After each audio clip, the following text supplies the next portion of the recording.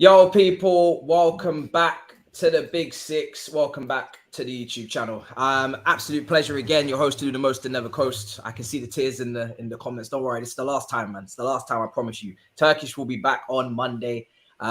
Big show today. Preview. Looking forward to it. Hugh in the building. How you doing, bro? You good? Yeah, I'm better than I was on Monday, man. I've calmed down a little bit. I've digested it all a little bit, so I'm feeling a bit better, thanks.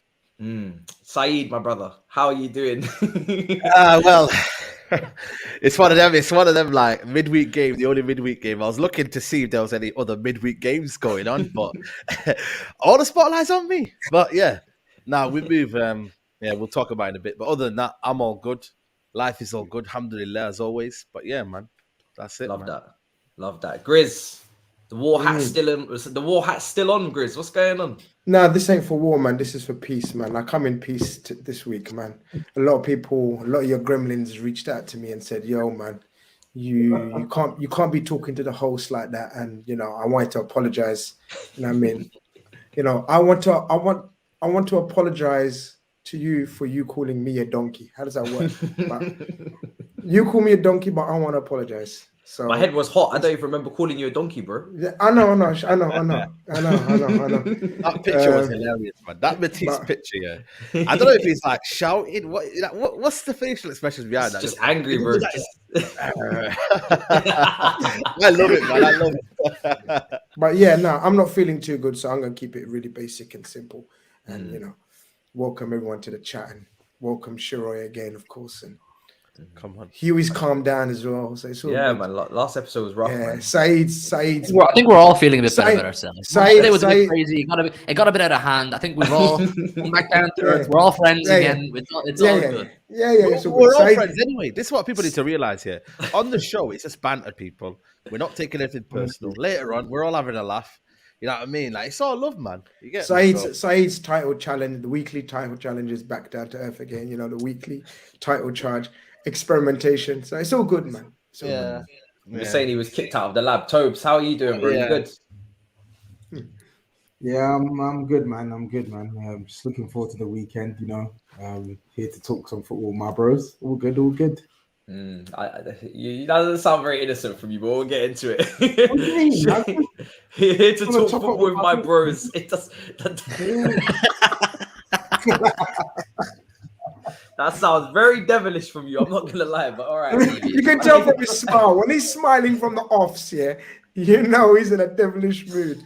I prefer it when he's all grumpy and sat there like, in Marvin Hagler.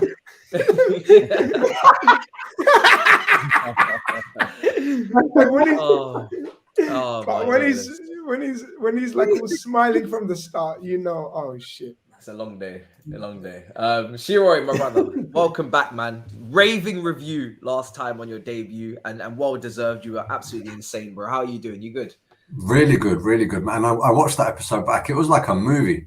Had absolutely everything. Even had GRIZZ having his paratha for dinner for the last segment. It was a real sight. And honestly, I told Turkish his subscribers are serious the last time I was on his channel. They show so much love, and it was the same after this, man. I just want to say thank you to everyone. I had people adding me on LinkedIn and messaging me on my professional profile. Telling me dedication. I had one man from Deloitte message me on LinkedIn. I thought, am I getting headhunted? And I opened up the message. He goes, Big Six was sick this week, man. And I thought, all right, great. The audience is real, man. Love for all of it. Come on, man. Big Six family. Where do you work, Roy? I work at a law firm predominantly challenging the implementation of government policy, which is why I kind of was quite interested in the whole football regulation thing, as a few of your audience may have gathered. But yeah, that's the day job. Why do you think I employed him to speak on Liverpool's behalf last week? I said, please, can SHEROY talk on my behalf, please, about Liverpool, man? I was serious, man. I was serious. Madness. Well, I mean, listen, guys, with the love that you show in the streets, man, we always speak about it in the group chat. Anytime that somebody mentions big six on the roads, we always love it, man. It's great to hear. So yeah, thank you for the support as always. And listen, man, it's an absolute madness. And I'll tell you something as well. I have a video from Turkish as well. Let me just confirm what it's called, and we'll play that for you in a second. But obviously we know what's going on in Turkey right now. It's tough, man. Yeah, man. You don't know. There's people missing, and you don't know if they're found or not. And there's different mixed reporting. But we have a video from Turkish. Let me see if I can find it in the background. It's just being uploaded. I know Turkish is backstage at the moment. Let me know, bro, when that's ready and what it's called as well, so I don't play the wrong video. Because we'll have a message from him, obviously. Tough times at the moment. So, I mean, while that's there, SAEED, my brother. Yeah. By the way, can we address like you trying to call me at 2-0? Like I did. Yeah. That's, we didn't come back. But listen, I don't know, man. It's a weird one, isn't it? Like, I think Leeds, to be fair, prepared for the derby well. They knew it was a derby. For those that don't know, like Leeds and United is a rivalry. War the Roses, Lancashire versus Yorkshire, big rivalry, and they just were so on it from the get go. And obviously, Gnonto got his goal. We lost the ball in transition with Bruno Fernandes, and then they got the goal. And to be honest with you, they should have had maybe a second and possibly a third. They were on us, man, like a flash. I wouldn't even call it like manager bounce. It was just kind of like players having to prove kind of bounce. And I think for me, in that moment, it weren't easy. And Leeds were pressing us. I think Sabitzer and Fred were getting caught in the field. We were exposed. Obviously, Casemiro's out, but they were just getting in behind us. Harrison, they were very, very dangerous. Yes, we had our chances with Garnacho and whatnot, but they deserved to at least be 1-0 up in that half, and we were just so all at sea. Second half. Can I correct you before we go on? Before you know what I mean, you make a fool of yourself again. Like it's not Gnonto. Like I got told off this morning. I called him Gontonto as well. So I'm coming from a place of love. So I'm not calling you out before you like start switching on. Gnonto, is it then? It's not Gnonto, man. There's a silent G. So it's Nonto. Okay. Yeah. And I'm admitting I called him Gotonto or something in the morning. So I'm admitting my mistake. So that's why I'm backing you. So, you know, like the pasta Noki. Yeah, but you didn't correct him, so you shut your mouth. You didn't correct him. Oh, you want him to look like an idiot. So that's where I know you're snaky. No, I don't want him to look like an idiot. So why didn't you correct him then? I corrected him. I helped him. My brother GRIZZ, man. Interrupted him. Yeah, I got you. Interrupted him. I got you. No, keep interrupting. I'm all right. No, snake right there, snake. Yeah, listen, big up to you. But now, listen, Gnonto was causing. They were causing problems. They came out again. We were lackadaisical. You know what I mean? Just didn't come out focused. Second half came in, lost the ball, and they were 2-0 up. And then it was kind of a mountain to climb. I ain't gonna lie to you. It was probably the first time in at Old Trafford where I just didn't see the goal coming. I really did. Normally, I've got that belief this season. You know what I mean? Like we've got one loss in the Premier League at home, Brighton. I kind of had that feeling, but this one today, I just thought it's gonna be one of them days. And then obviously we get the goal. We're right back in it. Rashford header, and then obviously Sancho got his goal as well. But I can't lie, man. I think for me it was one of them games where Meslier had a couple of key saves, but I think the draw was a fair result, man. We came in naive. There's certain times certain moments we got caught in possession. Leeds had some sort of game plan. I think Ten Hag made a mistake in playing Garnacho on the left hand side. He should have played Rashford. You play your key man on that side. You don't, kind of compensate Garnacho, who's young and whatnot, and you want to kind of fit him in because obviously there's no options anyway. But at the same time, you got to play your best player on the left. And I think for me, we kind of bypassed that in the first half. Didn't really, because I think for me, Rashford against Ayling, he would have destroyed him. So we kind of did that. And I can't lie, it was just one of them games where we just didn't have the kind of killer touch, the killer pass. It was just very, very open, too open at times. And against Leeds, who were down the bottom, we shouldn't be drawing to them. We shouldn't be, at one point losing to them. So I don't know. I think we just got to take it on the chin. And like I said, man, it was one of them kind of days where everything just wasn't going right, And that's just it's just a frustrating night, man. You know what I'm saying? So, yeah, it wasn't easy. Sorry, I'm just going to, because you were alluding to the fact that Rashford was out of position, right? And I'm not going to sit here and slate Ten Hag because I think he's done a fantastic job. But this, for me, isn't the first time where there has been something that looks relatively obvious to everyone that's watching the game, but he hasn't necessarily implemented it for one reason or another. And it seems to be not the game that might put you back into a title race, but the game before the game, if that makes any sense. So I'm looking at the Palace game before you came to play us, right? It seemed apparent I was watching that with a United fan, and it seemed apparent to everyone that take Casemiro off. Why are you risking him? Why are you risking him? Bang, he gets that yellow, he gets booked, heads roll, and the game turns from there. And that was the game before the game against us where the season could have looked different. This was another one where, I mean, you tweeted before the game, right? You said, look, we're level on points for City if we win this. This is huge. And he for some reason decides to put Rashford on the right. And look at the chances that fell to Garnacho in that first half. The vast majority of the clear-cut chances fell to him on that flank. And you can't help but think that Rashford buries those. So what do you think it is? Is it that he doesn't necessarily know his 11? Does he feel the heat when it's getting to crunch time and wants to tinker things? What do you think it is?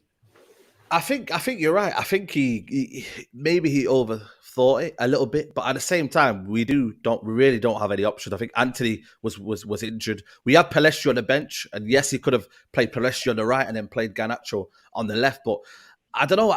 He's trying to give everyone a chance, and obviously we do have a lot of games. This is unprecedented, and I don't want to get the violins out, but we have a lot of games with a short squad. And a short squad with low quality. If there was kind of quality on the bench, I would have been like, you know what, fair enough. We still got men in there. But there's a quality and there's a drop-off in there.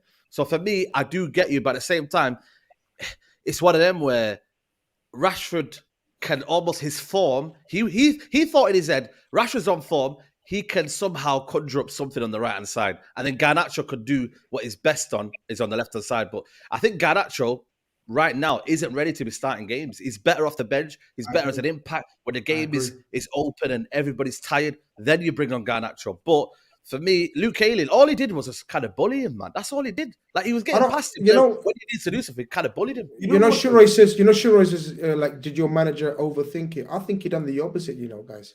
I think he done the most simplistic thing without changing too much around. He just thought, Rashford, he's playing well on the left. He can probably play well on the right. There you go. And then Garnacho plays on the left. Yeah, but why would you think that? Why? This is I was going to come to. But as we've been giving him praise, I think this is the game to criticize him for the basic fact of changing or shifting your best player. In fact, your only inform attacker. Let's be real. Yeah. What's his name? Mountain Weghorst hasn't done nothing. What's his we'll name? get onto that. I need to defend him. the £100 million social media influencer they bought on the left, who's getting people to film him celebrate in the thing. He ain't done shit. And crazy. Sancho's got issues. SAEED says Sancho's got issues, so we're not allowed to criticize him. So we're not going to criticize him. Good edits in the video. Yeah, so Rashford's your only informed player. Rashford's your only dangerous informed player, and you've moved him from the most informed and dangerous place that he plays. So and I think it's a howler. It's a howler. He's a howler. He is. Who do you play on the right then? If you're playing Rashford on the left, I would have played Pellistri. I would have played a natural right winger. Go on, Toby.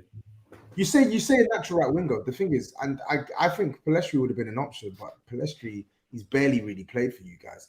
I think Garnacho, even though he's obviously a left winger, he's a kid, isn't it? He's like 18. You know, when you're 18, 19 years old and you're hungry and you just want to impress, you get shunted out in a variety of positions, right? I agree with GRIZZ. You don't compromise the one thing that's keeping you in games for an academy prospect, just so you can. You would much rather play. I would much rather see him play Garnacho on the right or play Pellistri and leave Rashford in his favourite position. But to be honest, it's a game he didn't lose, right? It's a game he didn't lose because he made changes to actually get you back into the game in the second half. So the same way we can talk about the reasons to criticise him, which are valid, we can also talk about in the second half taking off, what did GRIZZ call him, Mountain Weghorst.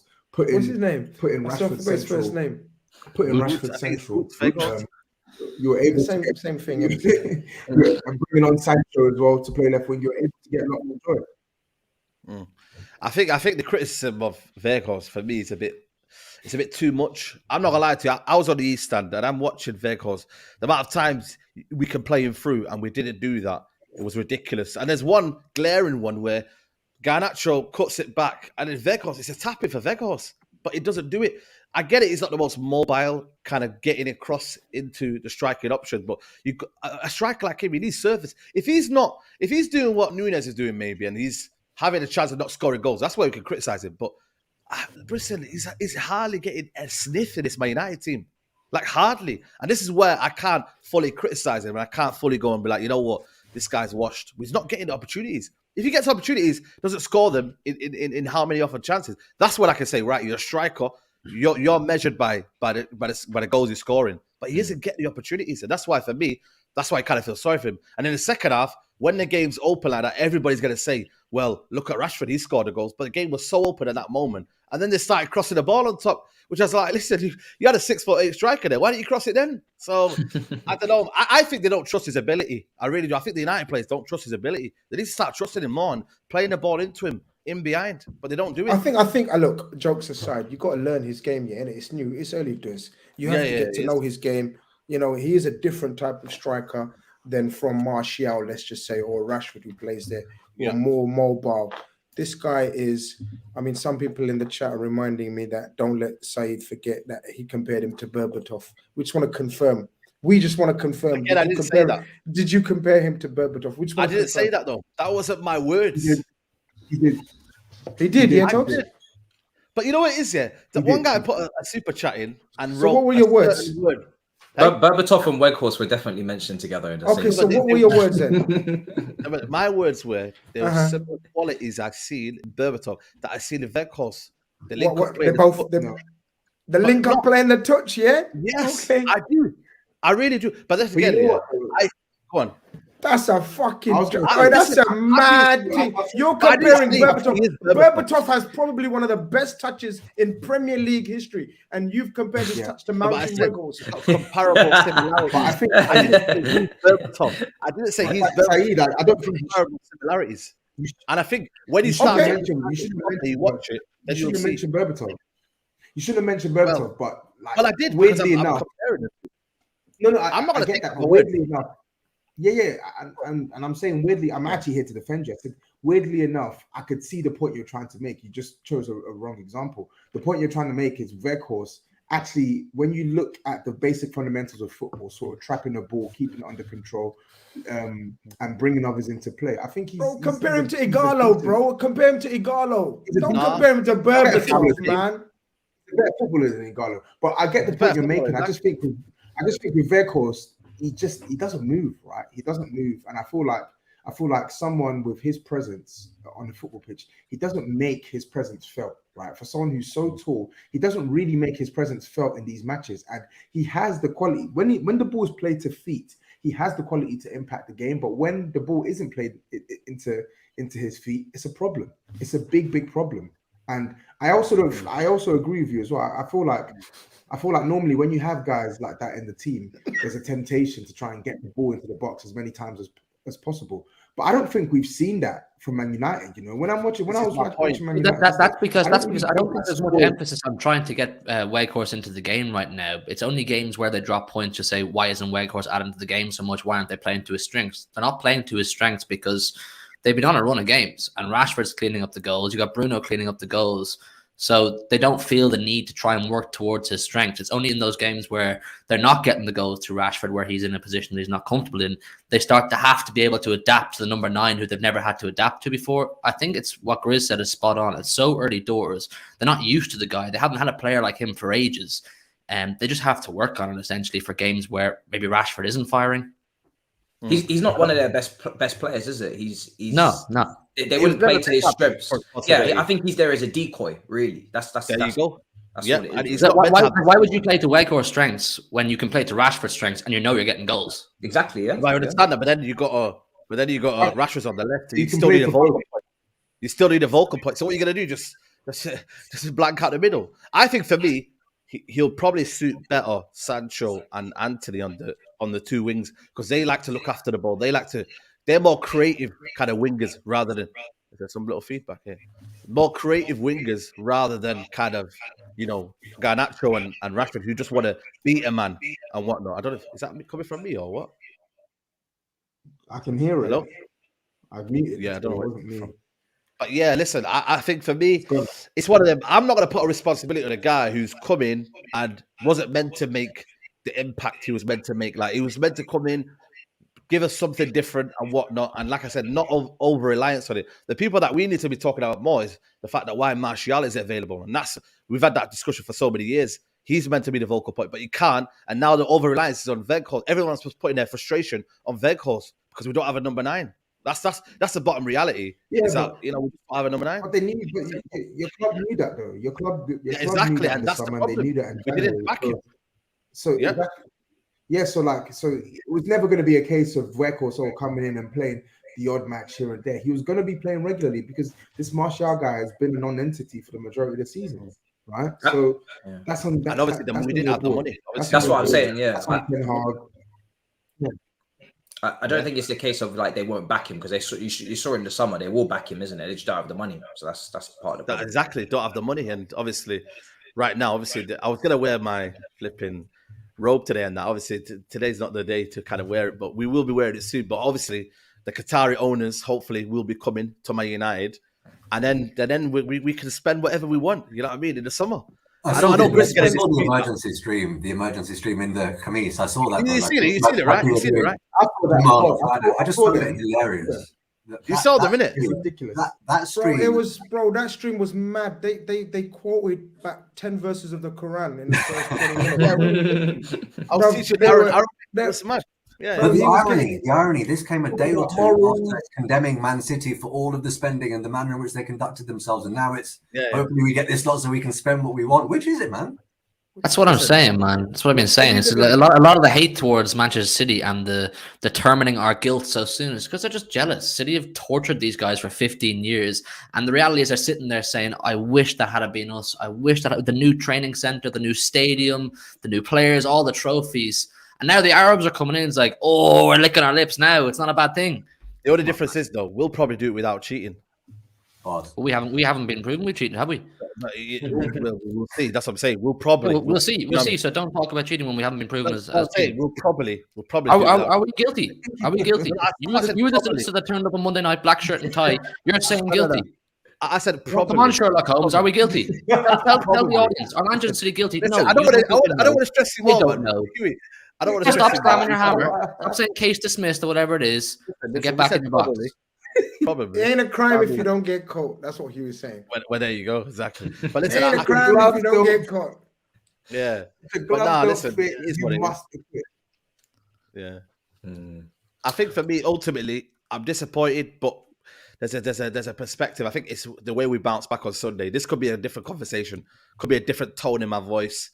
You know what I mean? Like right now, I'm not positive, but I'm like, I can see the biggest hearing, look, guys, I'm just hearing new Ten Hag era. We're very, very happy. The new Ten Hag era. You know what? We're showing great, what's the word? Progression. We drew at home to managerless Leeds 2-2. Great progression. That's what I'm hearing. New Ten Hag era. We drew 2 with Leeds. We're very happy with it. I'm not Liverpool, man. I'm just saying. That's what you're Liverpool. I don't do what Klopp did. I don't go down to the halfway line and celebrate like you did against West Brom. I'm just saying. You're saying.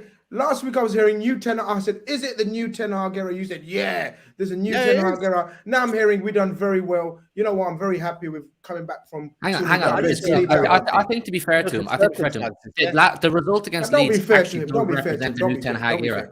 GRIZZ. I think that result against Leeds actually does represent a little bit of a new Ten Hag era. I'm not the first person to defend Man United ever, but let's be real. You do go down 2-0 in games. These things do happen. And throw it back 8-9 months ago, that game finishes 2-0 to Leeds or 3 or 4-0 to Leeds and Man United completely crumble.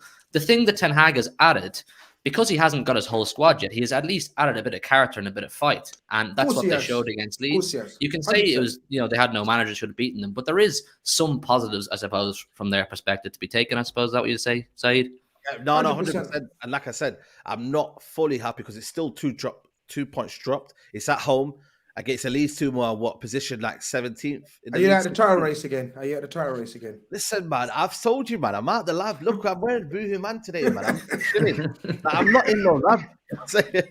You know what I mean? Like, he's been a scientist, he's been a solicitor, and now he's just unemployed. I'm not unemployed, but man's doing well out here. You get me? But yeah, listen. The other day. You were the other day. You shake, Aaron, yeah, but that was just like, you know what I mean? That report that you had in the team. They even had a reporter that was, I don't know who he was. Yeah, he was a reporter. Breaking down we had a reporter. Every single detail of this article in the Daily Mail, you would have thought that this thing was signed, sealed, delivered already. Listen, I think deadline is next week for the almost kind of soft deadline, I would say, for any bids to come through. But it's looking good, man. Like I said, a couple of trophies this season, finishing wherever we want to finish as high as we can. And things are looking up. Whether we can say there's shortcomings, there will always be setbacks. And I get where SHEROY is coming from. You almost kind of feel like, oh, you're getting somewhere. Then you're like, But we have to stay. The perspective is that this season it was top 4 and get a trophy. That was the perspective this season. Before the start of the season, I said, get into the top 4 and win me a trophy, and I'll take that. And so far, we're on that kind of road. So every Man United fan should be happy. Yeah, before we move on, I mean, I thought you guys played pretty well, to be honest. There was just 2 spells at the start of both halves. Really? Concentration. Yeah, when I watched it, I didn't come away thinking Man United played poorly, but I was obviously going to give a lot of credit to Leeds because they were brave, man. They were very brave and they were bold and they caused problems. But I felt like they were in short spells, and Man United for the majority of the game actually did cause a lot of problems. The PSG game, bro? PSG versus Marseille, great game. Yeah, great game. Did you watch it? I thought you were watching that game. I was watching both, bro. Double. I didn't watch it because I was watching the United. Yeah, 2 screens. I was watching both. Yeah, but he's doing it live. Yeah, I got one screen here, one screen there, bro. Double. Yeah, man. All right. What's Is that a problem? Can I not watch French football? Yeah, man, Yeah, exactly. football What's is the problem? don't Didn't say what's the problem. Man, You do your thing. I'm telling you. I'm trying to diversify my palette. I'm trying to, Relax, man. Get your bag, bro. You clowns. Right, we're gonna move on. Like I said, I had a message from Turkish to play. He's in northern Cyprus at the moment. Obviously, you guys in the chat will know that. And he's got a link in the description as well, and it's to obviously be sent to the victims in Turkey at the moment. So if you want to donate to that, that would obviously be much appreciated. That is in the link in the description. That's going straight. He's going to pass that straight on to his brother. They'll be able to pass it straight on. So it's not a video because the file is too big, but it is a clip. So here we are. I know it's been a little while. A lot of you know what it is already. If you don't know, then my nan passed away about 10, 11 days ago now, last weekend on Sunday, the 29th of January, the day after my little one's 2nd birthday. So it's just been a mad time for me. I've had to take a step back from being in front of the camera. I've had to be there for the family. I've had to take my own time and my own private moments to mourn. We was extremely close from young. She was like another mother to me. So life won't be the same again, but I'm coming to terms with never coming to terms with it. I hope that makes sense for people. But yeah, I'm currently in Cyprus at the moment, North Cyprus to be exact. My nan's funeral took place on Wednesday, and in our religion, in our tradition, although she's Irish, she was married to a Turkish Cypriot man and wanted to be buried here alongside him. He is still alive, but that was the agreement they had, and I completely understand it. The funeral took place Wednesday. It's followed by 3 days of prayer. Tomorrow's the final day of prayer, and then I've got to keep it moving. I've got to be strong, and I just want to say love for the love people. I always say it, I always mean it, but this one's a special one because the amount of DMs I received over the last couple of weeks since Matisse broke the news to everyone, Instagram, Twitter, comments in the live chat, comments on videos, I've seen them all. I've literally seen every single one of them. I've started replying to a lot. I've still got a lot more to get through, and I will get through them. But like I said, I've just got to take this time for myself, for my family, and yeah, just adjust, I guess, just adjust. And this video is not necessarily an explanation of why I haven't been here. It's just an answer to the questions that a lot of you guys and girls out there have had over the last couple of weeks. This video is more so for what's happened in Turkey and Syria. I'm sure a lot of you know already. If you don't, the massive earthquake at the start of the week has caused many deaths, 20K and up. And it's a big, big tragedy. And as well as the deaths, there's a lot of survivors out there that have been left with nothing. They've lost everything, including loved ones. And after the final day of prayer tomorrow, a couple of my cousins are going over to Turkey to help out in any which way they can. at this moment in time, my cousin's missus is out there. Another one of my cousin's dad, well, my uncle is out there too. They're helping out. They've been helping out since Tuesday.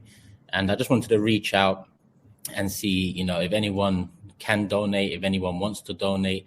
I'll put my PayPal in the description below before anyone asks why my own personal PayPal, because those funds will be directly transferred over. I can take them out in the next 24, 48 hours. I can give my cousin the cash in hand. And that way I know that it's going to help people out there for sure. Sometimes with charities, there's many doubts about where the money's going or has gone, including myself. I do have a lot of doubts with a lot of charities out there.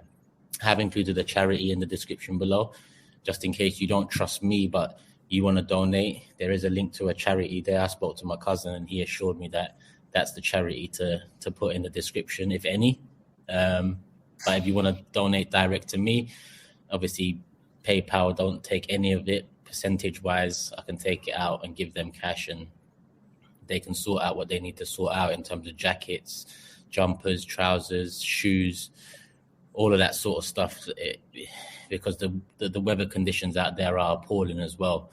So not only have they gone through an earthquake, but the survivors who are left with nothing are having a real tough time at the moment. So yeah, my PayPal link is there. If you can donate, please donate. The charity link is there. If you can donate, please donate. If you can't donate, just share the links out. Not my PayPal link. Just share the link to the charity out there. My PayPal is only there for the big six supporters, because we've come to, I guess, know each other quite well. Even though there's thousands of you out there, the engagement is met, and that's shown through the love and support that you guys and girls have shown me over the last time. And then the show must go on, and like I said, credit to Matisse. He's done a great job of being host. Credit to TOBS, GRIZZ, HUGH, SAEED, all of the Arsenal reps that have filled in for me over that time too. Big up everyone that's kept the ball rolling in my absence, as well as Big Six Extra, Fuad, great host, and the rest of the man them there too. Big up every single one of you lot as well, because not only have they kept the show going, but they've given their moral support as well, and their good energy. And in times like this, it's necessary, people. I'm back Monday. I think I said that already. I'll be back Monday on the Big Six. I'll be back on AFTV2. So, we'll keep it moving again. I'm in North Cyprus till Sunday. My return flight is Sunday, so I'll be back for the start of the week next week. But listen, like I said, this is about Turkey. It's about Syria. Let's not forget Syria too, because a lot of outlets are forgetting about Syria, and that's no surprise to me. That's no surprise to a lot of us out there. They've been hit hard too. So if you don't necessarily donate through my PayPal or the charity I've decided to put in the description, then you can donate through your own. I can see the time ticking away now, and there's a Big Six show to run. So I'm going to pass it back over to the man. I'm going to pass it back over to Matisse. His last show as host, people, so make sure you show some love. The host with the most, as he says. The host was on toast on Monday. I can't even lie to you. That Monday show was a banger. Toby and GRIZZ were cooking. I haven't seen Matisse like that before. But yeah, show some love to the video, people. Hit the like button. You leave your comments, all of that. I'm watching tonight again, as usual. And love for the love. Love for the love, people. I'm out. Bless up, man. There you are. It's tough, man. It's tough when your brother is going through it. And listen, it's two tragedies, obviously family-wise, personally, and obviously a country, so it's tough, man. It's tough for us because I think, as he said, we're all family here. Love for the love, and it's meant, like I said, we see you guys in real life when we're going through, doing our daily routines. We bump into you guys, so it means a lot. And yeah, man, when a brother is hurting like that, it hits everybody. So much love to Turkish, much love to everybody in the chat as well for the support. And yeah, man, we really appreciate the support, people. You guys are legends, honestly. So, like he said, the show must go on. The host on toast we'll kick it over to the predictions for United versus Leeds, I guess, isn't it? SAEED, you can't get enough of them, brother. Nah, I can't, mate. I can't. It's mad. I can't lie to you, man. I'm not as confident. I'm gonna go with a 2-1 United win. This one's Ellen Road, yeah? Ellen It Road, is, yeah. yeah. Won't have their new manager, but it'll be rocking. It's a derby, big rivalry, man. So yeah, I'm gonna go with United win 2-1. GRIZZ, what about you, bro? What's your prediction for this Ellen Road? Yeah, he's gonna fix the howler. Yeah, and I thought Ten Hag had a howler. I think he'll fix it. Jokes aside, it's probably just a blip. Like Leeds put on a show. I'm not gonna lie, Leeds did. I'm gonna go 2-1 as well. Actually, I'm gonna go 2-1 as well. TOBS, what about you, bro? I feel like if Leeds can maintain the energy that they had, they can get something, man. I'm gonna go for a 2-2 draw again. Oh, wow. Jeez. What did you say in the first game?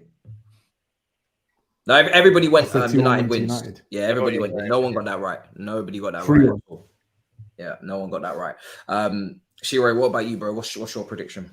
I'll probably go 1-1. I mean, if we're saying the Leeds put on a show at Old Trafford, wait till they take it back to their gaff. You know, I think they'll be really up for it. And those fans are no joke. As SAEED said at the beginning, it's a derby for those of you that don't know. It's not going to be as easy as people think. No Casemiro, man. It's tough. The balance of the team. Goals were conceded. I saw people talk about Dallo. Maybe Wan-Bissaka could have been better off going up against the young star. I'm gonna go. Yeah, you guys have convinced me. I'm gonna go 1-1. What about you, Hugh? 2-0 Manchester United. Okay, I thought you was gonna do a fast one there. No. Okay, well, we move on. Obviously, in terms of that result, 2-2. I thought Sancho as well. Give him a mention. Obviously, he got his goal. A small part of me was like, I'm actually kind of happy for him. I didn't want him to do it in that shirt, but if it could have been done by someone, I would have a Sancho goal and maybe a 3-2 Leeds win would have been nice. What's that? But okay, I get that. You get that? It's South London, brother. You get that? Yeah. No, I get that. I get 100%. But can someone tell me? Can someone tell me about the hologram and goal? Like what? He had a good game. I'll put not that moment. He did. What was that goalkeeping though? That's Meslier though. That's what he does. It was a shocking mistake. Three or four He's gonna make mistakes. He's had a couple of those where he's had like Keparis. He's always made mistakes since he's come to the league. Exactly. He's bailed Leeds out a lot of times. I remember Sabitzer. There was one shot. Sabitzer, quick shift onto his left peg and he got it out of his feet. The Varane one. And he got on. How old is he? He's only 22. He's young. Yeah, really. But that was awful keeping. That shot was no power, no nothing. It was just straight at him. He just went straight for him. Like you can't Premier League goalkeeper can't be letting that in. That was like Hugo Lloris shit. Yeah, but then again, the Varane one ensured they left for the point, right? I'm just saying because of the Varane save. So I mean, he kind of made up for it in the end. Yeah. No, he's a good. It's just overall, I think he's a talented keeper. Still young, man. 22, I think he is. Yeah, he's only 22. All right, well, let's move on to the next game. Now, personally, for me, you guys can agree to disagree. It's up to you. But I feel like Liverpool-Everton, the Merseyside Derby, probably should be where we go next. It's a big game. We could talk on Monday. We could talk on Monday, really. No, we can't. No, we can't. No. Damn. I thought this is a big game, you know, man. This is the biggest Merseyside Derby in a while. Like I'm saying, biggest one in a while. No, it's not at all. Because the way Liverpool are and Everton's now obviously game for thingy. It's not. Sean Dyche now in the Merseyside. I think it is, man. No, you're trolling. Are you mad? You lose this game. I tell you what. If you guys lose this game, if you lose this game, bro. Come on, man. There's every chance we could lose this game because we're shit at the moment. I know, but so what? Is it at Anfield, GRIZZ?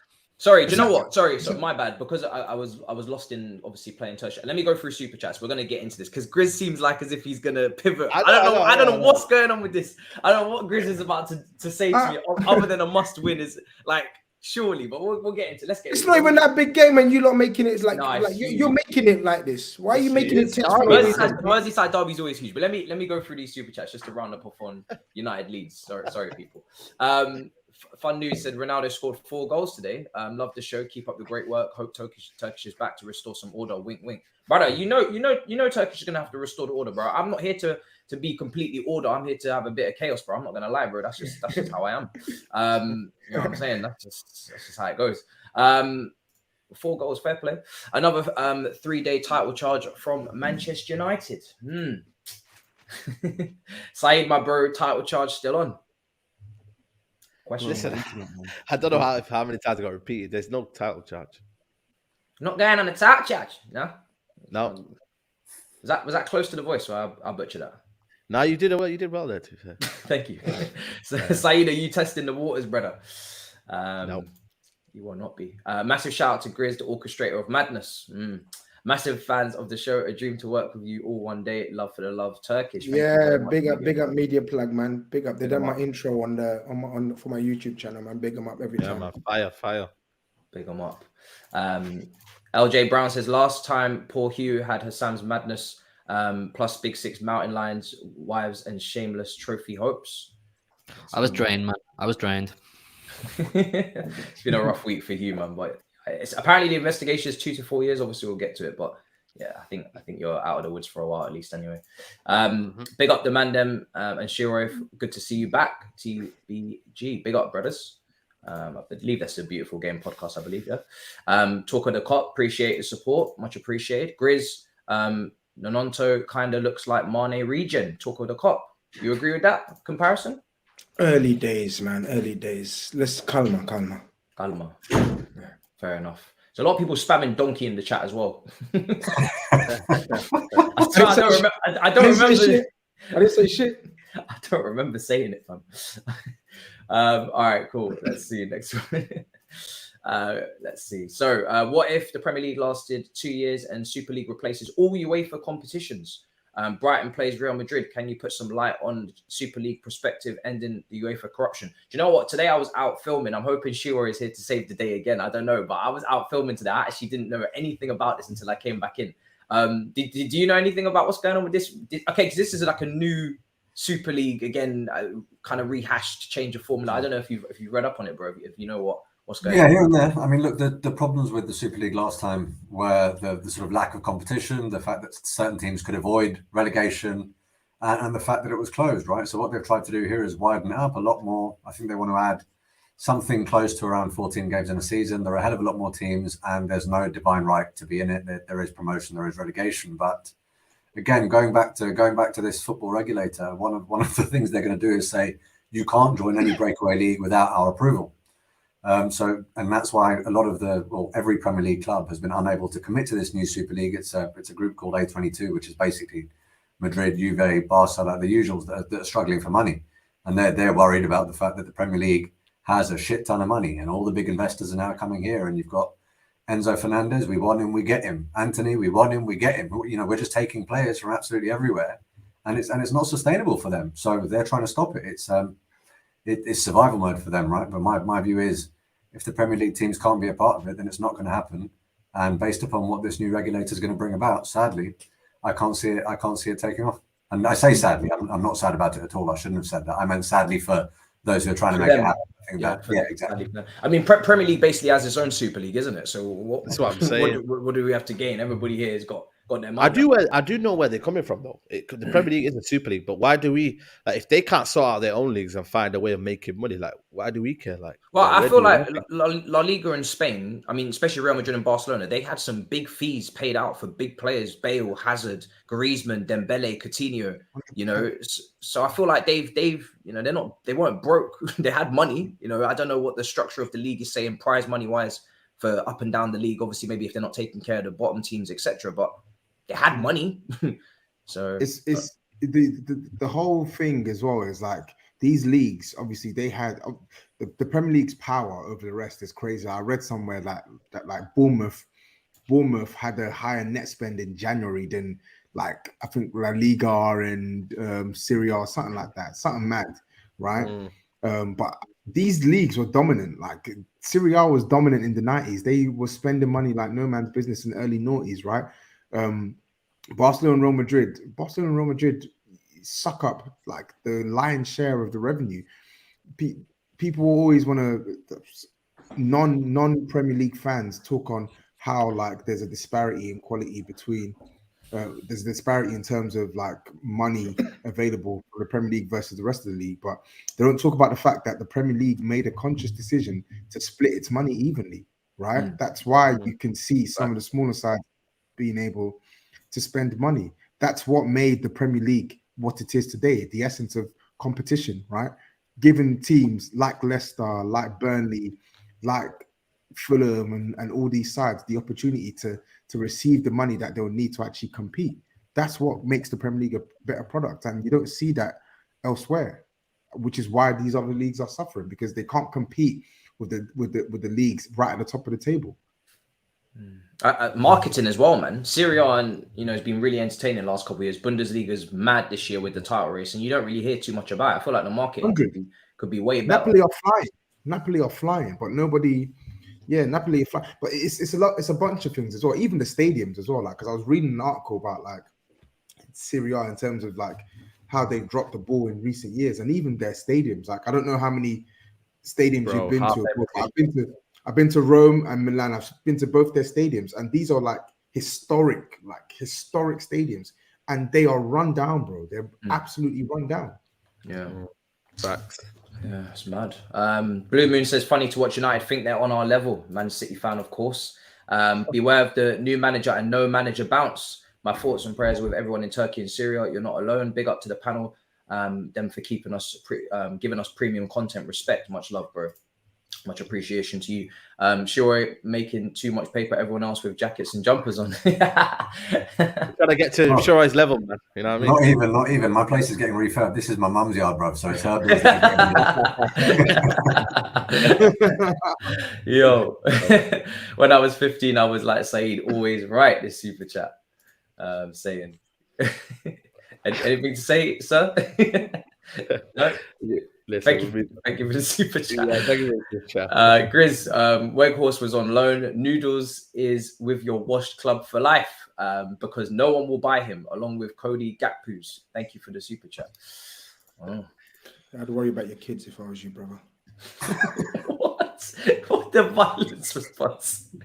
SAEED making excuses for Weghorst not getting service is in an informed team, but yet goes after Aubameyang, knowing he plays with no service for a much worse team. Qataris don't need to cook books as long as they don't fill their pockets and can spend 300 million, unlike City, who have to explain how holograms can pay tickets. GRIZZ, ever thought you'd be hoping for a draw in the Fulham versus Nottingham Forest game to avoid being in the bottom half? Wow. I didn't even look at it like that. Man chose violence, man. Which kit was that? Whilst kissing a QPR kit? Was it a QPR kit? I can't remember. Sure. Yeah. Long day, though. Great super chat. Yeah. Big up, lads. Sheroy, best 5 players of the Emirates era from Joel. You know what, Joel? Believe it or not, mate, there's a video on AFTV where I appeared and dealt with exactly that. I'm going to put the link to that video in there. And it's not just me on there. I think Turkish and James are on there as well. So go check it out. I'll drop it in the chat now. Quality stuff. Let's see. Next one here. Talk about Sancho SAEED. We move in silence. Whoa. Yeah. Listen, man, it's a very, very good 15 minutes, man. Very sharp, man. Listen, I hope that he just keeps the consistency, man. We want to see him back. Will he start against Leeds? I think he should. Maybe instead He should. He should. Exactly that. He should. This KG photo is mad. Saying mad, this is one of our worst performances from us this season. Bruno Fred played like Baba and Falasa from Bangladesh. Yeah, from Bangladesh. Was it that bad? I don't really feel like it was, but maybe I'm wrong. It really was. That's why I was shocked. I was like, what's this riding about? I don't get Matisse. Like, what's he saying? Like, Man United will pop. I didn't see it that way. Well, all right, mad. All right. No Super League 2. Arsenal enjoy Champions League for a bit. And this last one here. Last week, GRIZZ, Chelsea spent too much money to be this bad. This week, GRIZZ, we all, with all the money put into Liverpool squad, I don't know if we can beat Everton. Well, we're going to go to the Merseyside Derby next. GRIZZ, it's a big game. Whether you like it or not, my brother, it's a big game, man. You're up against your nearest and dearest, your rivals. Sean Dyche is in town. They got off to a win against Arsenal, the league leaders. They're gonna go with that 4-5-1 probably. They're gonna go with the physicality, balls into the box. Are you nervous? How are you feeling? Expectations? Expectations are, I'm still expecting a win, just for the fact that it's a Merseyside derby, it's at home, 12th man and all that. Anfield under the lights. If we don't turn up, we're gonna get cooked. We're gonna get diced. He ain't looking to muck about. He's just beaten possibly one of the top 3 teams in Europe just last week in Arsenal, and deservedly so. It wasn't even though like Everton were lucky or anything. They deserve to beat Arsenal, and they're coming to Anfield on the back of that, which gives them even more confidence, because before that they were going for a very, very shit bout of form like us as well. So it would have been very similar to the game against Liverpool and Chelsea last week, where both teams were badly out of form. This one gives them a bit of impetus. For us, it's nervousness, man. Of course, yeah, you asked me how I'm feeling. I'm feeling nervousness. Jokes aside, I don't know what Liverpool are going to turn up. Invariably, it's the shit Liverpool. Only like 3 times it's been the good Liverpool. But those 3-4 times it's been in the big games. So if you guys are saying it's a big game, then that's kind of making me confident that we'll turn up. So you know what I mean, in a weird way. Okay, you guys are ready to jump in already? Yeah, go for it. No. So I was just gonna ask a question about the squad. Yeah, of course. I know. You guys are ready. No. There's no cooking going on here. I just saw that Jota's back. I was still talking in it about my team. My bad. Yeah, my bad. I'm still explaining in it. Like Jota's back, Virgil's back, Bobby's back. So hopefully a bit of confidence, bit of some senior players back. And if they can't raise it, I told you guys, once the players are back and we're not going to be able to change our fortunes, then I'm gonna call it a crisis with like loads of S's at the end. Like loads of S's at the end. At the moment, it's just a crisis. But if the players come back and we can't raise it, we can't change the tempo, we can't do anything about it, it doesn't look re-energized, because I think that's what Hugh's question was going to be. Is this your last chance saloon, like with Jota back or not? Obviously, they've been out for months. They've been out. It's not like a couple of weeks. They've all been out for like minimum couple of months. In Jota's case, 5 months, I think. Yeah. So it's not going to be a case of just throwing them into the Merseyside derby. If I was to guess, I think only Virgil will start. The others won't be thrown straight back in there. So it's going to have to make do with pretty much the same squad, which is worrying, because I don't see none of them turning it around anytime soon, man. It's long. That's how I feel, brothers. That's how I feel. Go ahead, make me feel worse.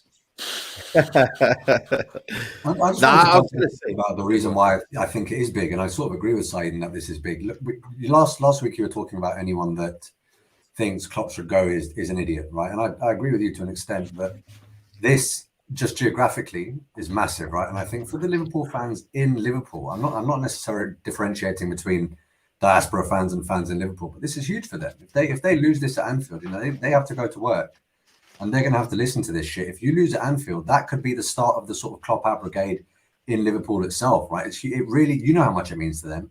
Look, I was underplaying it for banter purposes. Of course, it's a Merseyside derby. I was just trying to take the heat off things. Do you know what I mean? But of course, it's huge. It's Merseyside derby at Anfield. If they beat us, I agree with you. It will increase the pressure on Klopp twofold. I still don't think any match-going fans will call for his head. In fact, I know no match-going fans will call for his head. But fans on Twitter and social media will get more agitated, because on Twitter and on social media, you spend your day engaged with other fans and they get into your headspace and you become, it's a pride thing as opposed to looking at your club and what Klopp's done. It becomes a pride and ego thing with Chelsea fans, Man United fans, Arsenal fans saying, oh, Klopp this, Klopp that, Klopp that. So therefore, I personally, just me, I personally don't take that too seriously. But yeah, look, he has to get things right. He has to make things work. regardless of injuries and whatnot. He has to. I agree with you. The pressure will get onto him. He has to remain cool. He has looked rattled. Things are getting to him. And I'm just hoping we can get you're right. It'll be a huge 3 points. And then because we've got Real Madrid and Newcastle next 2 games, that's massive. That's like, if we lose all 3, Lord have mercy. If we win the next 3, then it's football's funny game. Football's like that. We all know this. All our charge. If we win the next, if we beat Man City and Everton, I'm not ruling us out. That doesn't mean I'm ruling us in. Testing the waters. So make of that what you will. Testing the waters. I don't use shit lines like that, man. I ain't testing no shit. Hold on a minute. You are practically testing the waters, aren't you, for top 4? No, I'm surprised you're testing the waters. To be honest, I thought there was no water left. No, if we look, what's the chances of us being? What's the chance of being Everton? I'm surprised to hear Toby's not saying you must beat Everton. You must. No. I agree with him if he says that. If he agrees with that, and if he says that, I agree with him. SHEROY and Hughie said it is a huge game. I was just trying to underplay it. You guys know, man. I was just trying to, you know what I mean, get away with it. Man. You said don't go anywhere. They have to win. I'm not going anywhere. They have to win. They've been flogged. Yeah. They've been flogged 3-0 twice in their last 3 or 4 Premier League matches. They have to win. Their last home game was a drab 0-0 draw against your lot, Chelsea, your lot, Matisse. And let's be real, on chances, Chelsea should have won that game. Liverpool have a lot to answer for. They have to respond. Like, the jokes have to end at some point, man. You can't just be this bad, this open all season. They have to win this game, yeah? And whenever I speak to Liverpool fans, they always treat Everton like some team that don't really exist, right? Because Liverpool are that superior. Merseyside Derby is a humbler. yeah, you're right. It is a humbler, and it will be a mad humbler if you let Sean Dyche come to your ground and win. Yeah. Monday night, people. Remember what I said. Monday night. This guy's gonna do. He's gonna be Monday night. Monday night. He's got chaos everywhere. Monday night. Where's THUGGERY? Can I ask you, right? Because where's THUGGERY? Is he there? He's about to say something. Go on. No. Oh man, Matisse smashed it. Yeah, how smashed it up? Oh, don't worry. I mean, that picture alone is fine. What are you talking about? We don't need nothing else. Him holding that picture up is enough. Because earlier in the season we were talking about goal ratio, and we were talking about his start. And is that still applying to you, or are you starting to get a little bit annoyed with the lack of finishing, or is it? I'm no different, honestly, guys. I'm no different from where I was with him at the start. And you guys are witness to this. I'm not even lying. I'm no different. I said he's going to be hella frustrating. I told you guys I don't rate him like that. I told you guys I don't think he's worth that money. I told you that, guys, he was not meant to start every game and be the forefront and the focal point of our attack, despite the money we spent on him. I told you it was going to be Diaz, Jota, and Salah. That's our starting 3. Him and Bobby Bobby obviously in and out of the team, and he was going to be eased in as a young striker, whatever. And of course, everyone looks at the price and the money, which is fair enough. It's the way of the modern fan. But he wasn't supposed to be the focal point. He has not been good enough, been far from good enough to be the focal point of Liverpool in his first season. And as a result, he struggled. Mohamed Salah's looked awful. Bobby Firmino started off so good, but then's been injured after the first couple of months. He's our top scorer, I think, still. Or, he still started off. And Diaz and Jota haven't had a look in. So Nunes is the same for me as he was. I don't rate him like that, but I think eventually, and when I mean eventually, if you want to hear me, my opinion, eventually, by next season, he'll be very effective for us.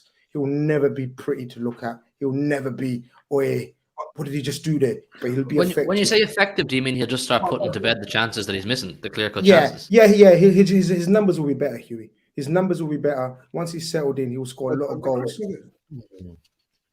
What? Him and Gakpo? Gakpo, I don't rate people. I don't know why you want me to change it. I've never rated Gakpo. You already know I called him Gakpo. So, you already know I call him Gakpo. You already know this. Yeah. Like, I don't. You see the comments there, Grizz? by Ruud van Nistelrooy.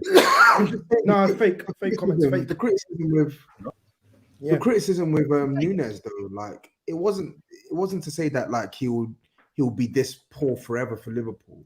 The point was that he's cost big money. He's starting games for Liverpool. I don't think he is the focal point of your attack, and he's still fumbling. He's still fumbling like critical opportunities regularly to actually put Liverpool back into the game or put Liverpool ahead in certain circumstances. He's not ready, right? He's not ready, TOBS. He's not ready. Ultimately, even if but you say he's not ready, but that doesn't mean that he's immune from criticism, right? And I'm not saying that you are saying that. What I'm saying is when we're criticizing him, we're only criticizing what we're seeing, and what we're seeing is this guy fumbling every single chance he gets in front of goal. He has to improve. If you're going to stand a chance of finishing in the top four, he has to start sticking the ball to the back of the net. I'm just blocking some dickheads on YouTube think they can talk to me like as if I'm a little boy or something. But carry on, sorry. Yeah, no, I'm just saying. I agree with you. I agree with you. If you really want to stand a chance to get in top four, not obviously Salah needs to pull his socks up, but Nunes needs to bag, right? We know the scoring capacity. I don't think they can make it because you said, last week you said Chelsea must, so that's one team already. Then Man United, Newcastle in there, and yourselves, Tottenham. That was your expectation as well. There's not really much. Yeah, 100%. If Spurs, Chelsea, Liverpool miss out on top four, especially in Liverpool and Chelsea's case, more even our case, it's a disaster. It's a disaster because all three teams finished in the top four last year. It is a disaster. The fact that Liverpool are 10, it is a catastrophic season for Liverpool. A catastrophic season. Make no mistake about that. It doesn't matter how much money you spend as Chelsea. It is a catastrophic season for Liverpool. So when I'm talking about Liverpool, I'm not saying it to go light on them. They're a shambles. They're an absolute shambles right now. And what I'm saying to GRIZZ is they have the scoring capacity, right? When I look at Chelsea, when I look at your team, Matisse, for instance, I don't think you have as many goals as Liverpool, even though you have a better defense and better midfield. When I look at Liverpool, the one thing that they've probably got in their favor ahead of most is the scoring potential in this team, right? So what I'm saying to GRIZZ is Darwin Núñez will have to play a big part in that. He has to start sticking the ball to the back of the net. When Liverpool are 1-0 down in games and he gets his big opportunity, you got to score it. You have to score it. I'm literally, look, guys, I'm going to be very honest and real here. My last hope, my last little bit of hope, not expectation, but just hope, basically, is the returning players. Diaz and Konate are still about 3 weeks away, and that will give us a full complement quota of players. And Diaz, Konate are big, huge players. Like you guys already know how much I rate Konate. Yeah, he's our starting centre back. Virgil's back, hopefully Monday, and then Jota and Bobby are back as well. So now, even those excuses of injuries are put to bed. But it's still the midfield, though, isn't it? No, but it is what it is. I know. Yeah. That's the numbers we got are the numbers we got and the players we got. Like I personally think he's possibly going to bring back Fabinho and Henderson for this game. And I'm not even looking forward to them coming back in the team. That's how nasty he is right now. Look at the midfield they got. They got runners, man. It will be. His peak. Fabinho's gonna be like, yo. Hey, listen. The more I think about it, yeah, this could go left, man. A lot of people said that our midfield was one of the best in the league, and we got dominated last week by that. No, but if you check my tweets and analysis pre-game, I've got it spot on, SHEROY. I said they're gonna dominate. This could be messy for Arsenal, and so it turned out. But what was your prediction? Did you predict what for Everton Arsenal on Big Six? No, I can't remember.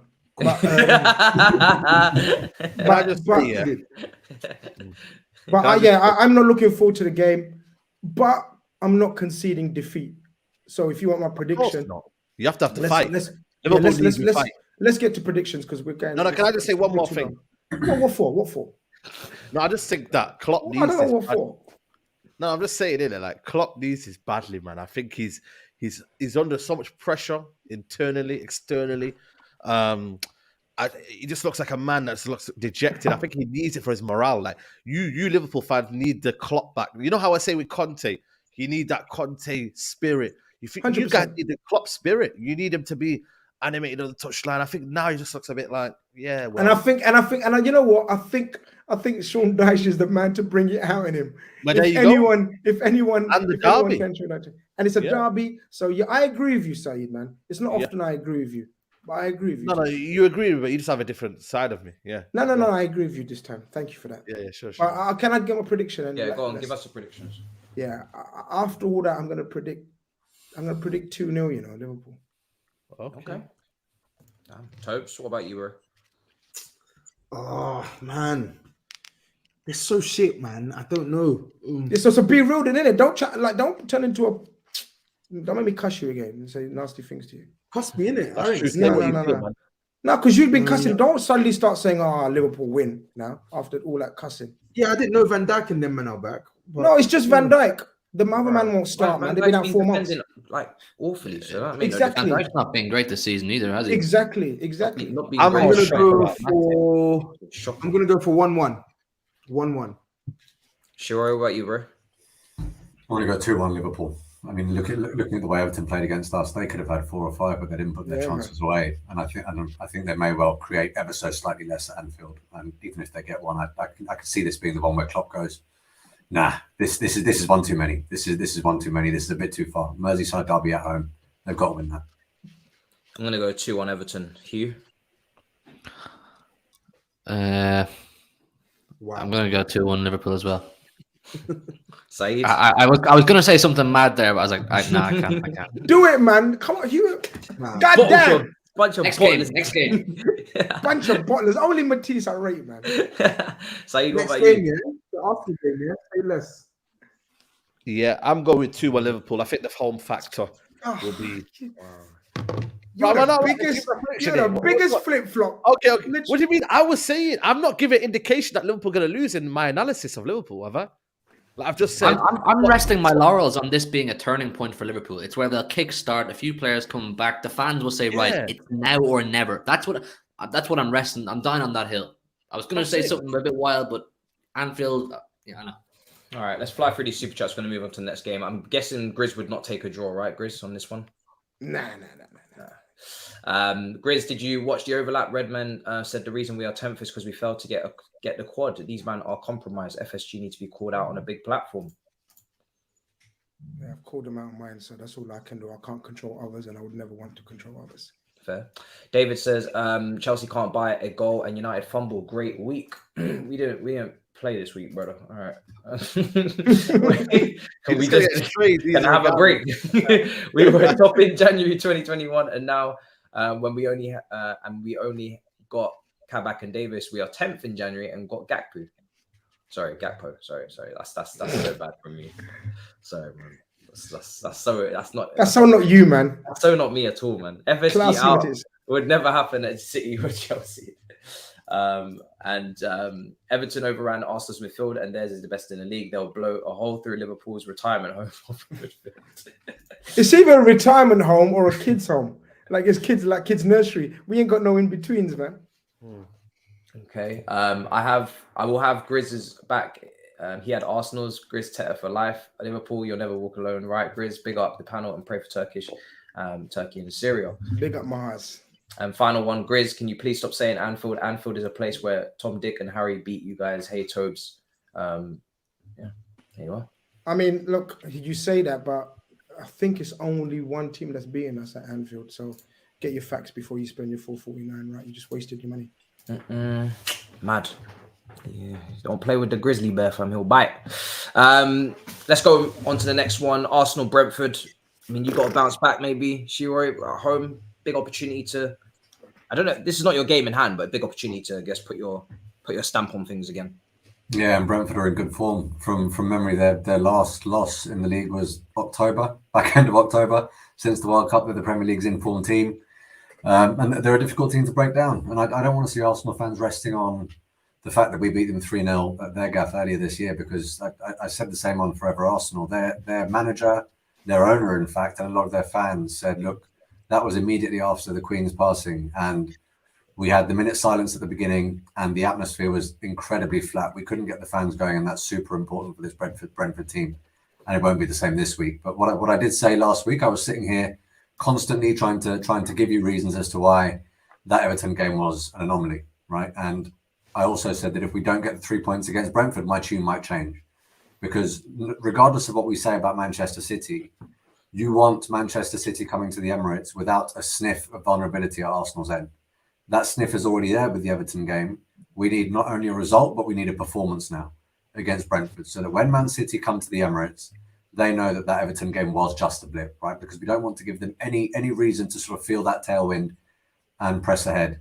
I'm also, I hope this doesn't happen, but I'm also concerned that the manager may well have one eye on the City game. We play City, 4 or 5 days after, and I'm hoping that doesn't lead to rotation for fitness reasons. I want to see our best 11 against Brentford. I do not want to fall into the trap of trying to make sure everyone's ready for City and slipping up against Brentford, because I think that could have catastrophic effects for the City game and actually be counterproductive, right? So I think maybe if we're talking rotation, if I see White coming out for Tomiyasu, maybe Trossard coming in for Martinelli, I personally think that would be based on form.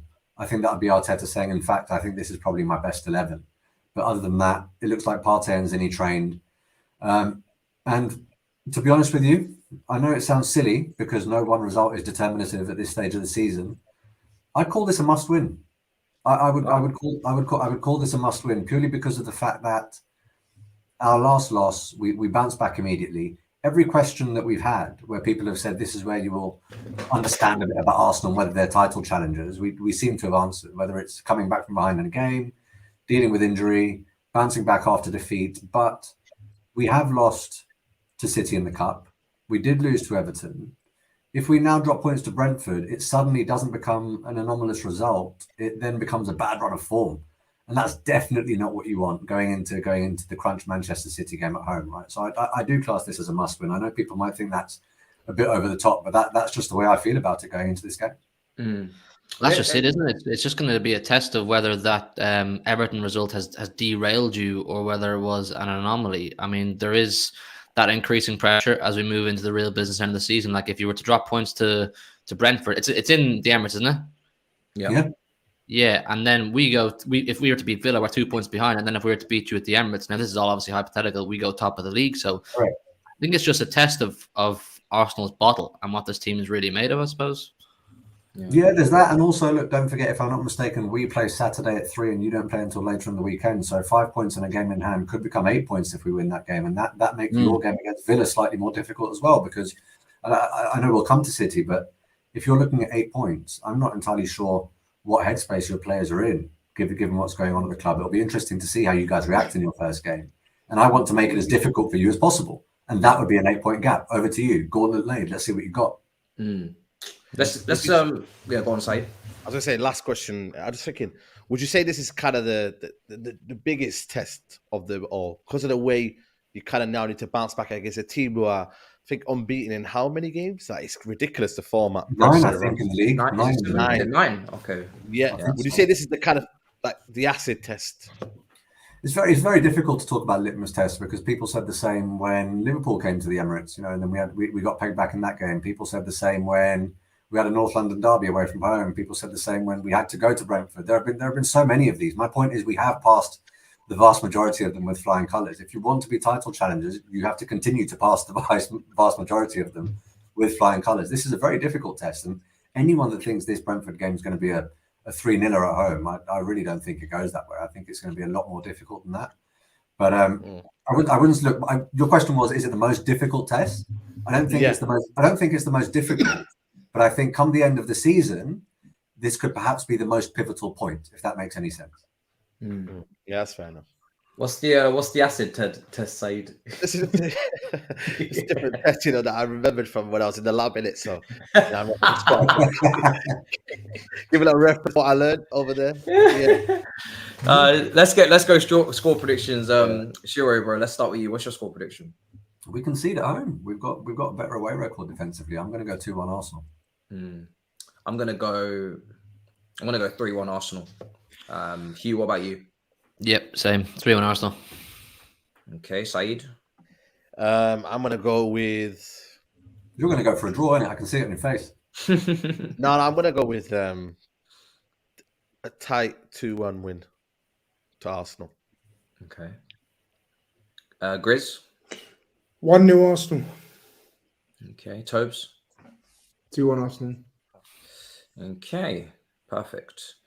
All right, next one. City Villa. Yeah, we was transitioning to City slightly. I think you've had a big week. Awful week. Awful week. Awful week. So take it away, brother. I mean, what are we saying Yeah. with this one? It took me a couple of days to really digest everything that had happened during the week. You know, I got back from London. I was accepting another defeat at Tottenham, and then the whole thing broke, and I had to understand that. I won't lie, I had to go read about it and try and understand the situation we're in. Had to take in the standpoint from the club, what way they were going to approach it, because that was going to be a massive test of how I would foresee the rest of this season panning out. Is how are the club handling the situation? Where are we going to go into turmoil? And the players all, you know, throw it under the bus and say, forget it, the club's in disarray, we can't compete. But it seems, even though it feels a bit like the world is against us, City have apparently called a meeting with all the staff and players in the club and said, listen, we've got this under control. I'm sure they've explained their innocence to the staff of the club as well. Transfers will remain the same. We still have objectives and targets we want to hit because we're moving as an innocent club, because that's what they're saying they are. And I just have to take that at face value. As regards to this Sunday's game goes, it has to be a turning point. I've said that so many times in recent weeks, but I think there's no more room for trying things out. I would like to see just Pep go back to the players that he's trusted in at these stages of these types of seasons. I think Laporte and Diaz, I want to see them come back. I want to see Kevin De Bruyne come back. We need to make a statement. I've read things that apparently there's some sort of a fan event or gathering happening before the game to show support, that the fans are all banding together or behind the club or behind the team at a time of need, because it's very easy to batten down the hatches and you know, wilt and say, no, there's too much going against us right now. It seems to be the approach is we're going head on with this. We're going to fight tooth and nail for both Premier League, Champions League, as well as the court case we're in.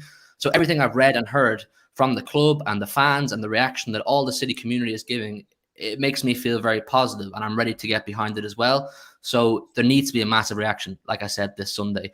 I spoke a bit about what I want to see selection, but you genuinely just don't know with Pep Guardiola. Like I want to see Phil Foden back as well. It's a massive test, really, of how the players have reacted to both the Tottenham loss and how they reacted to the news that broke this week. We'll get a bit of an understanding for who I suppose is up for the fight, who has reacted badly, who's reacted well, etc., etc. So listen, big couple of weeks. Villa, you know, Leipzig, Arsenal. It doesn't get any easier, man. It doesn't get any easier. But we've been under high pressure situations before, and hopefully we can do it again. Who's Big Steve leading that, by the way? Is Big Steve leading that little protest? Shush, man. You got the Big Steve in it. Is he leading it? No, I think it's a big game, man. I think it's a big game. But Unai Emery, what can he cook, man? He's got this kind of game in him. Can he cook something? Because I really think if Arsenal obviously win that game, so you're playing on a Sunday, aren't you? It's going to be a tough game. I think Villa, they've got a decent form now. They're starting to gather some sort of momentum. I don't know. It could be a sticky game, you know. And like I said, I think Phil Foden being back, that could be a big plus. But you just don't know what kind of headspace City are at, man. Obviously, the fans as well. Sorry, go on. Is Pep going to use this to his advantage, do you guys think? Oh, yeah. 100%. You have to, isn't it? Yeah. This is what they do, man. This is what the big managers do. Ferguson used to do it. We know Mourinho used to doing it. They're doing it. Pep does it as well. Klopp does it as well. This is what they do. They use it, the siege mentality, to get together.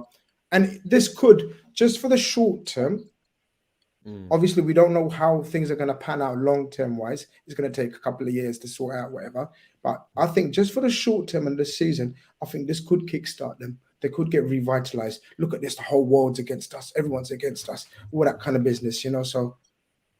Just to play devil's advocate, though, I mean, it could go the other way, couldn't it? Because you're talking about something that, if proven, kind of goes to the core, the culture, the ethos, the heart of the operation of the club. And if Pep's someone who's come out publicly and said, look, I don't really want to be lied to, it might be difficult for him to use this to his advantage. Well, that quote's very old, Troy. That quote was resurfaced by journalists without giving I know, but the principle stands. The principle stands. I know it's old, but the principle stands. He's clearly a man who likes to get kept in the loop throughout. That's all I'm saying. And when it comes just to play devil's advocate to the devil's advocate, what if it doesn't appeal to them and they don't really care about these kind of things and they continue? Yeah, they got to be professional, man.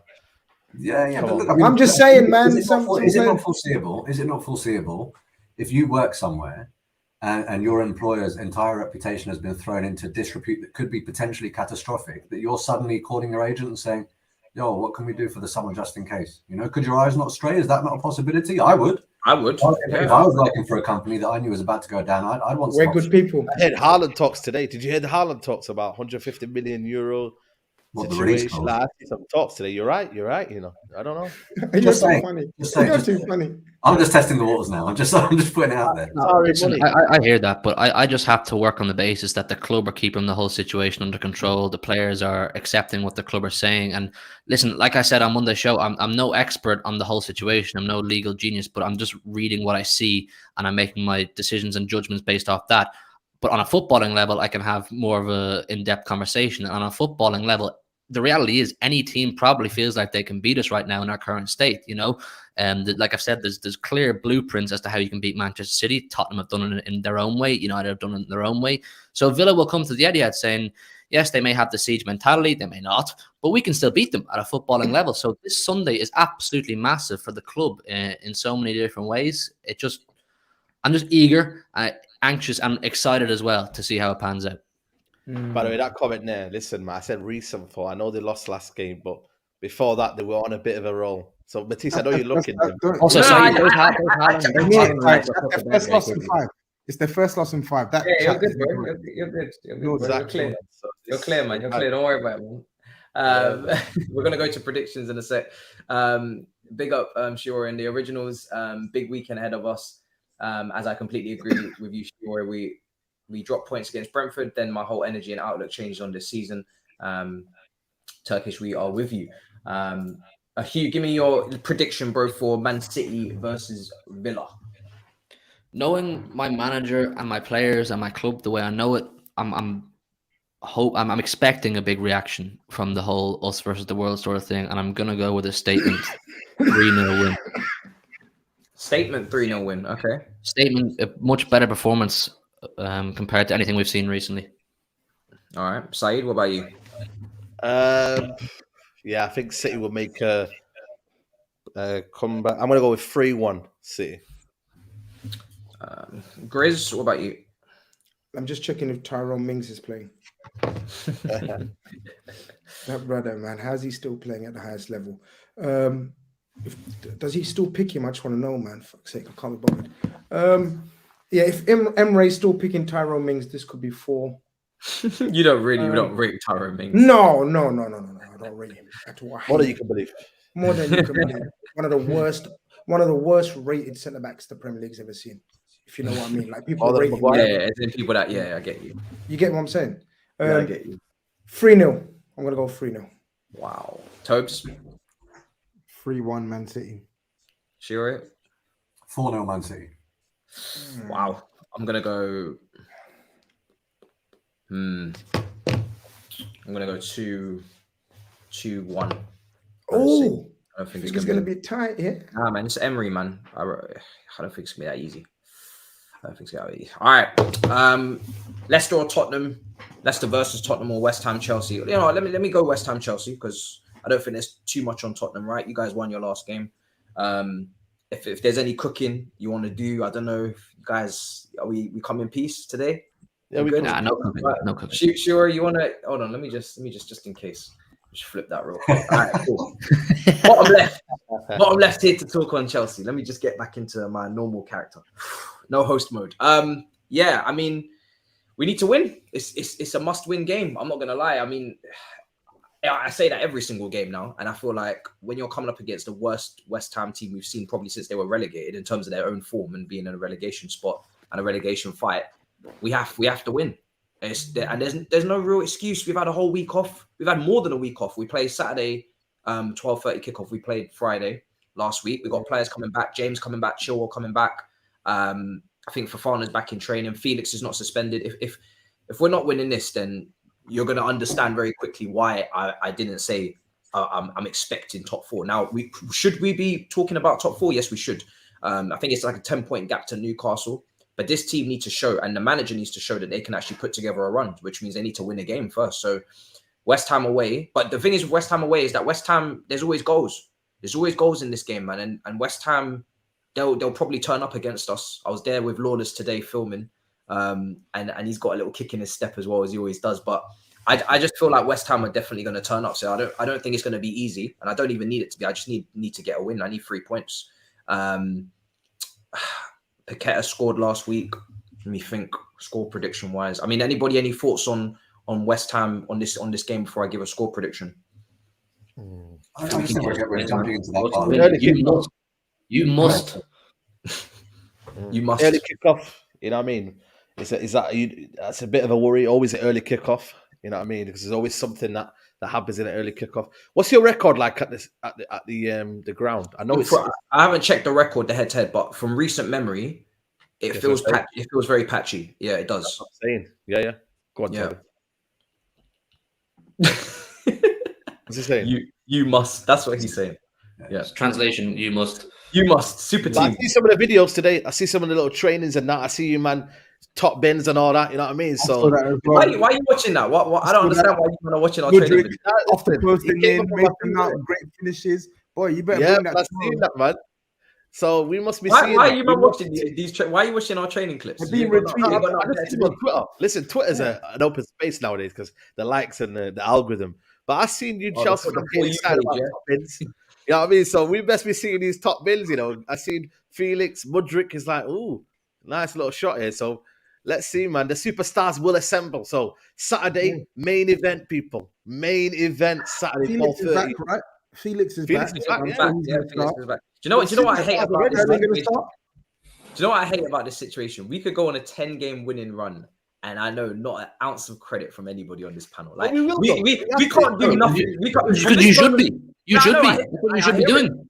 From this moment on, there is going to be no credit regardless of what happens. You can earn your credit in life. If we do well, it's like, cool, we expect that. It's a thankless world, Matisse. It's a thankless world. The thing is, right? No, but the thing is, right, Hughie, the thing is, you described West Ham perfectly. You spoke about West Ham as one of the worst teams in a long time. They're out of form. They're not performing very well at all. David Moyes is under pressure. You guys have just spent £500 million. You know what I mean? Training videos are really looking well. You know what I mean? You talk about Liverpool and Everton being a derby. Isn't Chelsea, West Ham a derby? It is. Yeah. And so therefore, all that pressure and everything that you're saying about me, I need to say about you. And you must. It's hashtag TOBS, isn't it? It's hashtag you must. You must, yep.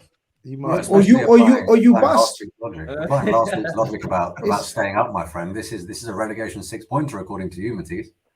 I said, you know, I would love to hit the 40-point mark. I said it already. I know. That's the target.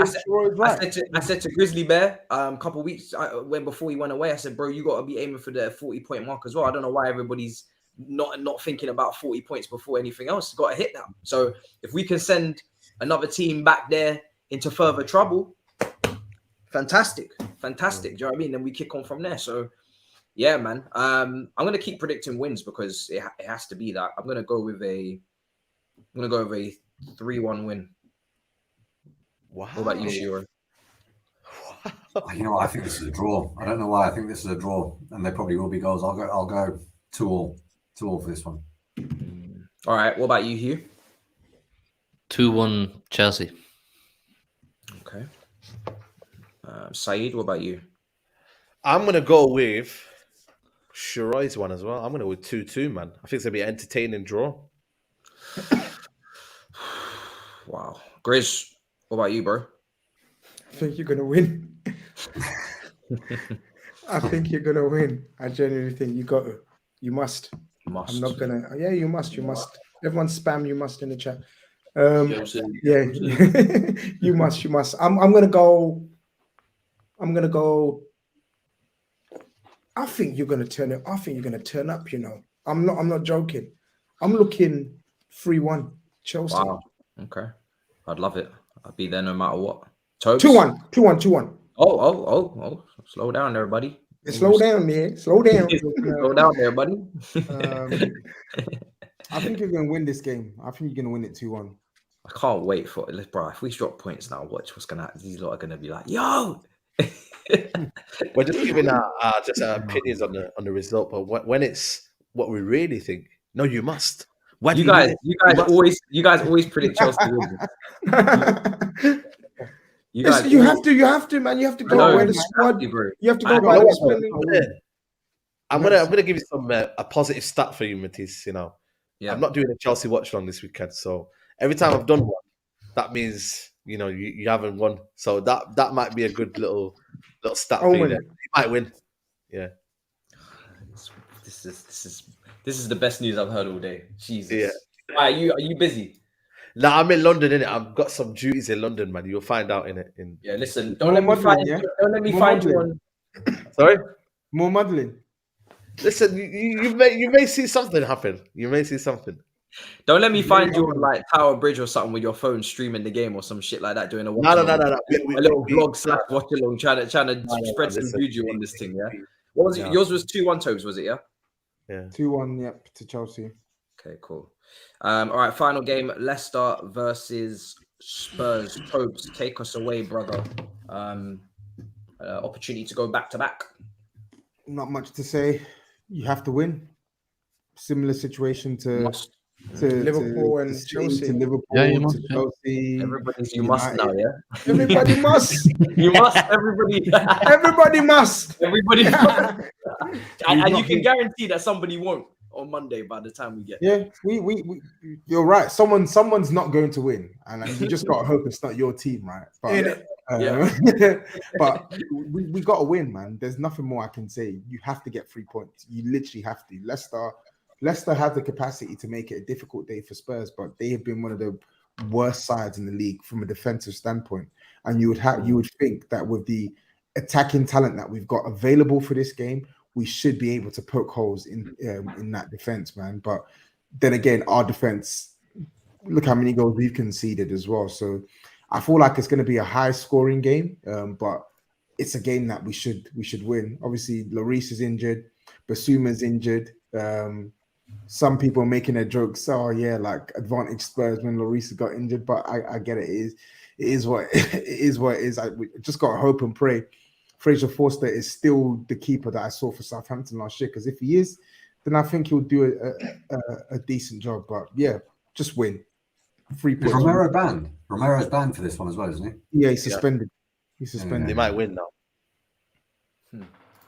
I think. Not biting. I mean, Leicester. Leicester got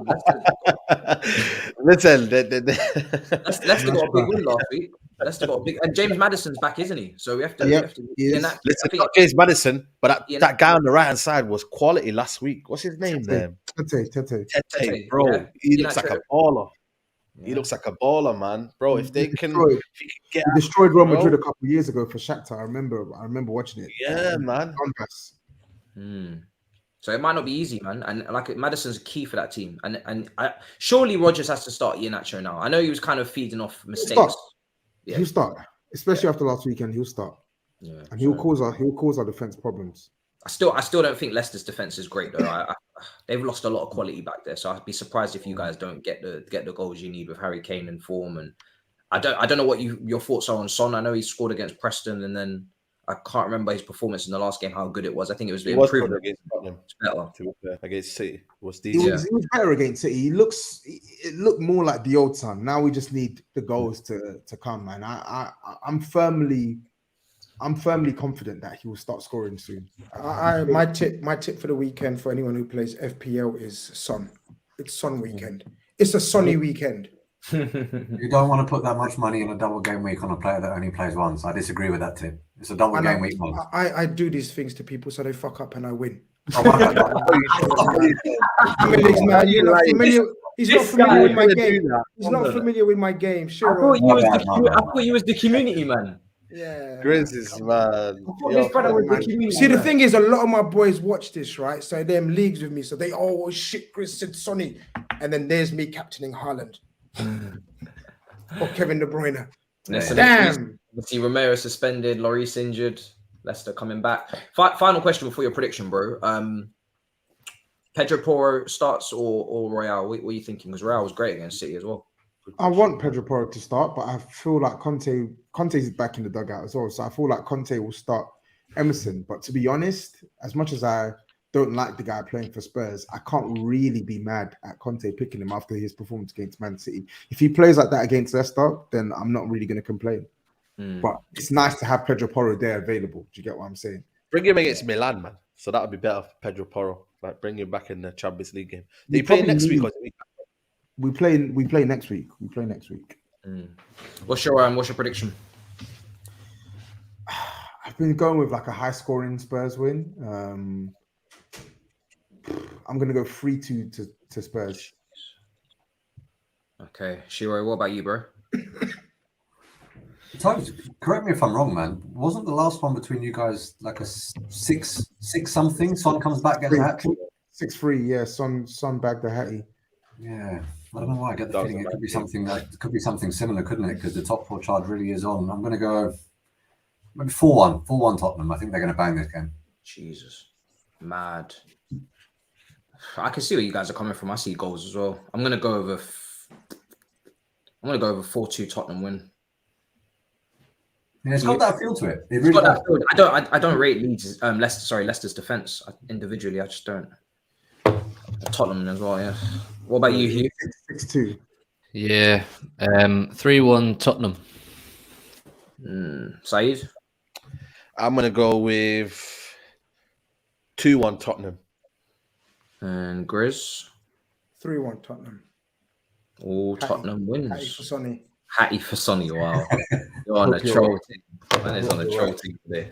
Well, there you are, guys. That's all of the fixtures in. Make sure you smash up the likes, get Turkish to 80k.